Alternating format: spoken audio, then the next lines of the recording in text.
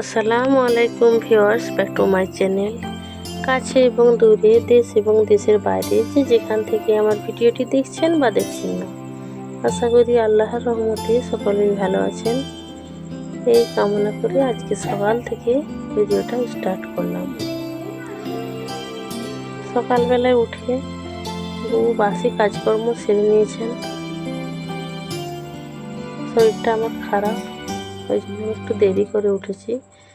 তারপরে সকালবেলা উঠে তো রাত থেকেই ভেবে রাখা হয় কি দিয়ে মুড়ি খাওয়া হবে। সেই জন্য হাজব্যান্ডের জন্য কটা পেঁয়াজি ভাজলাম। তারপরে একজন মানুষ কাজে লেগেছেন, তিল মেলা হচ্ছে, ওনাকেও দেবো। তারপরে রাত থেকে ছোলাটা ভিজিয়ে রেখেছিলাম, আমি মুড়ি দিয়ে খাবো ছোলা। কাঁচা ছোলা স্বাস্থ্যের পক্ষে ভালো, কিন্তু কি আর হবে, প্রত্যেকদিন কাঁচা ছোলা দিয়ে মুড়ি খেতে ভালো লাগে না। তাই ছোলাটা একটু পেঁয়াজ ভেজে ভুনে নিলাম। ছোলাটা ভুনতে ভুনতে আবার হাজব্যান্ড বললেন যে চা করে দিতে, তাই ওটা নামিয়ে কিছুটা চা ভাগ্নিকে দিয়েছিলাম, তারই কিছুটা ছিল, ওটা আবার একটু গরম করে দিয়ে দিলাম।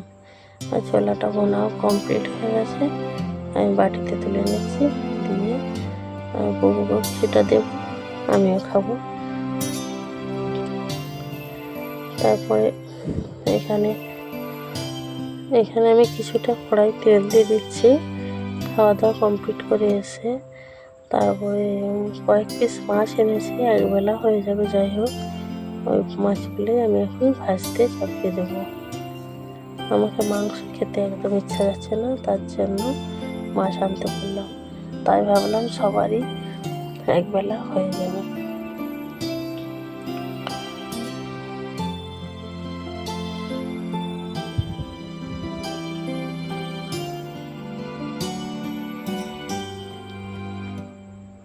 কয়েক পিস বলতে একদমই কয়েক পিস, চারটে পাতলা করে পিসটা করেছি আমি, তা 4 পিস হয়েছে, নাহলে হয়তো 2 পিস হতো কি 3 পিস হতো। আর দুটো পেটি করেছি। একটা কড়ার মধ্যে সমস্ত কিছু করা হলে কি হয়, মাছগুলো কড়া করে না ভাজা পর্যন্ত উল্টানো যায় না। তারপরে এদিকে আমি ভাতটা বসিয়ে দিয়েছি। এই কাঠগুলো এমন কেনা হয়েছে যে চুলের মুখেতে ঢুকতে চায় না। তারপরে দেখলাম যে মুড়ি এনেছে মিল থেকে, আমাদের তো মিল থেকেই মুড়ি আনে। ওই জন্য আমি এই ফুটো গামলাটা করে একটু একটু করে কিছু বালি, কিছু পোড়া মুড়ি, হয়তো মুড়িরই ধুলো যেসব থাকে, তার জন্য আমি ফুটো গামলাটা করে চেলে চেলে দিচ্ছি। বউ আবার এই ফুটো গামলাটা করে আবার ড্রামে ভরে দিচ্ছেন। যাই হোক, কথা বলতে বলতে আমার মুড়ি তোলা কমপ্লিট হয়ে গেছে। আর এদিকে বউ অনেক সাহায্য করেছেন। তারপরে আবার কিছু কোপ্তা তৈরি করবো, তার জন্য তাওয়া বসিয়ে দিলাম। আমাদের তো দাঁতে ছিঁড়ে কিছুই খাওয়া চলছে না, অপারেশনের জন্য, চোখ অপারেশন, তার জন্য একটু কোপ্তা বানিয়ে দিলে নরম হবে, খেতে অসুবিধা হবে না। বেশ কয়েকটাও বানিয়েছিলাম, মেয়ে খেয়েছে, হাজব্যান্ড খেয়েছে, বুবু খেয়েছেন, তারপরে ভাগ্নিকে ভাতের সঙ্গে দেওয়া হয়েছিল, বেশ ভালোই হয়েছিল বেশ কয়েকটা।